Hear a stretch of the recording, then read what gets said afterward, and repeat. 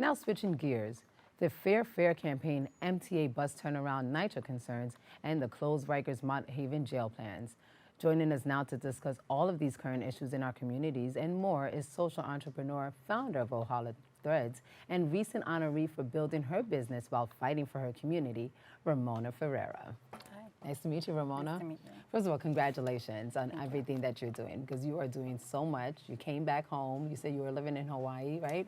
For 10 years and fighting for social justice there, but you decided to bring it on home. Yes. For the Bronx. Yeah, I felt a sense of responsibility, and I had worked with the federal government, Department of Justice and the Department of Defense, and wanted to use the skills I had developed along the way to help my own community. Well, we're definitely grateful, and we want to get right to it. So let's start off with NYCHA. That has been a huge concern to many Bronxites here.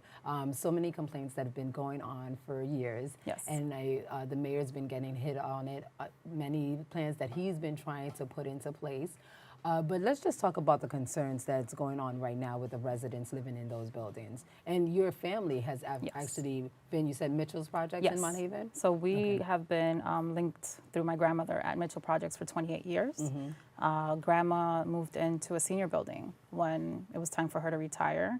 And Mott Haven is what I consider home. It's where I would go summers. And when I would come home for holidays every year, I realized that there was an issue happening when it came to the funding and also the management. I think recently the mayor has successfully put in some things that are working towards the actual management, but the gap continues to be the funding.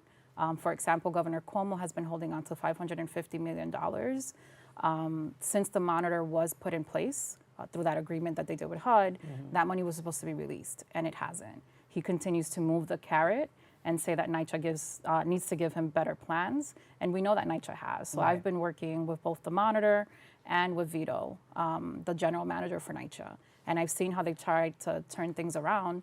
But in addition to the money that the state owes us, the city needs to make a larger investment, and the federal government does too. So as Congressional District 15 prepares to have an election, now that Serrano is retiring, it's important that everyone that's running for 15 develop a plan for sustainable public housing. My community continues to be 50% below the federal line for poverty, and public sustainable housing is something that's going to continue to affect us, even with gentrification and development. Federally, there's a bill that's asking now for $2 billion when the need is actually 125. And that's what I was going to say. We know that Mott Haven is being developed with so many new buildings that are going up, new companies that are going up as well. Why do you feel that NYCHA is being left out? I think it's purposeful. I think NYCHA serves a community of color. I think NYCHA serves people that are often overlooked because they're not equipped with the time or the skills, either through education or life experiences, to advocate for themselves. So for me, coming back home, knowing how to do those things, it was important that although I wanted to be an entrepreneur, and I have a baby line that has nothing to do on the surface with these issues, it's important that I dedicate my time to make sure that my community is represented and is supported how they're supposed to be. Now, you've been doing a lot of fights for the community, but one thing that you are being fought against is the opening of the jail in Mott Haven. There are a lot of residents in Mott Haven who are against this plan, but you're saying that this plan can actually help the community. Tell us how. So the work that I had done in the past was about developing communities that were more sustainable to disasters. And I worked a lot on Indonesia for the Department of Defense. Coming back home, I see the jail plan as a disaster response. Mott Haven has been used, basically our poverty has been a soapbox for many people. People love saying we're the poorest congressional district in America, but we've been so for decades now. So 40 years past Reagan, the war on drugs, incarceration, the lack of criminal justice reform, it became apparent to me that we needed a holistic plan. So when the jail discussion began, I became involved because I asked the city at a meeting, what does Mott Haven get in exchange for this jail? And that conversation led to 12 points of investment that allows Mott Haven to tap into $7.1 billion.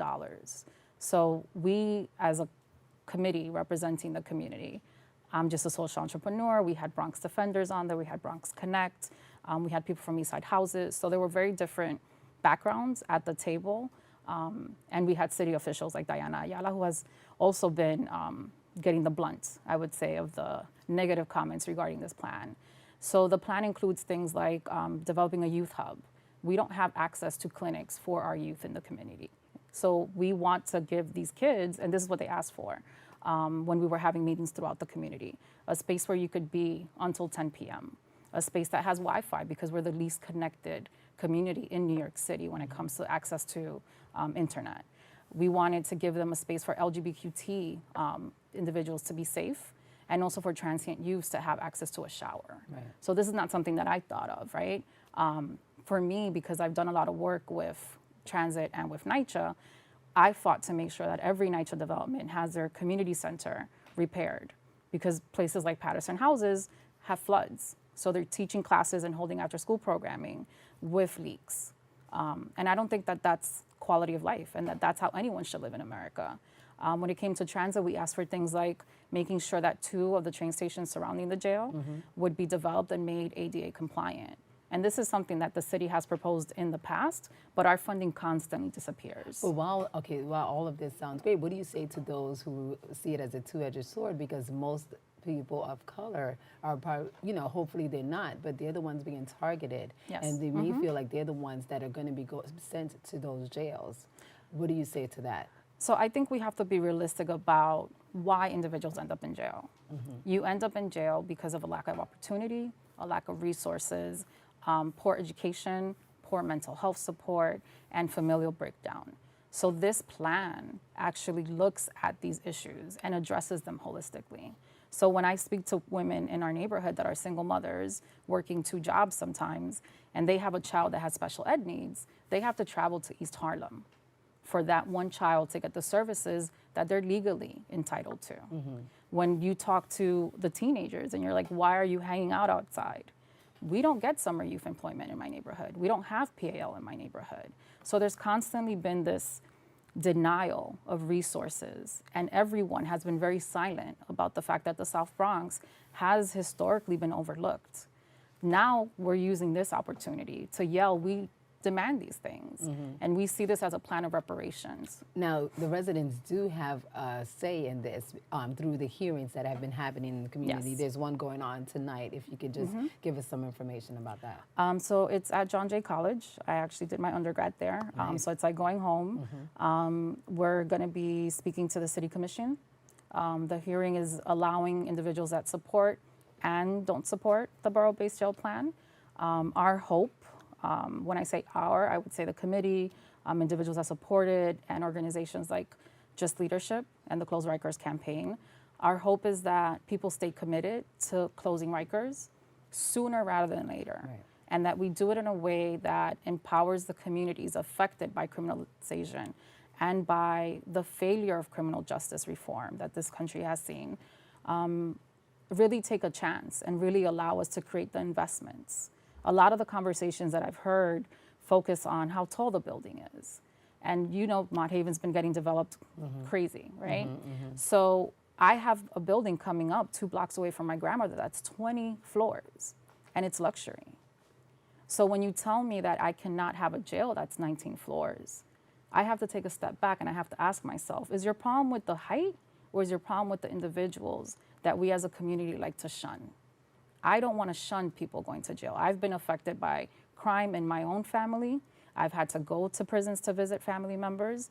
And I have a friend in jail right now that went through Rikers. So I take ownership of those people, of all of them. And I want to make sure that I create the infrastructure in Mott Haven, not for the entire Bronx, but at least for us, so that we can give our family members, so we can give our community members the tools and the resources they need to not end up in jail.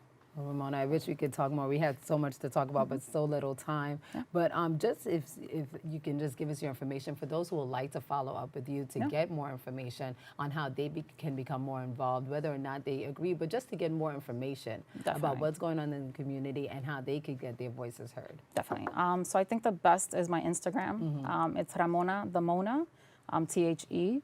And I would encourage people to definitely ask questions. And more importantly, I think at this juncture is make sure you register to vote. 2020 is coming, and it's going to be really important for our And also the community to census. activate. The census. Yes. Yes. Excellent. Ramona, thank you Yeah, so much thank for you. joining me here Yeah, today. my pleasure. Thank Thanks. you. Visit ojalathreads.com to find out more about Ramona's business as well. We have to take a quick break, but we'll be right back with more Open right after this.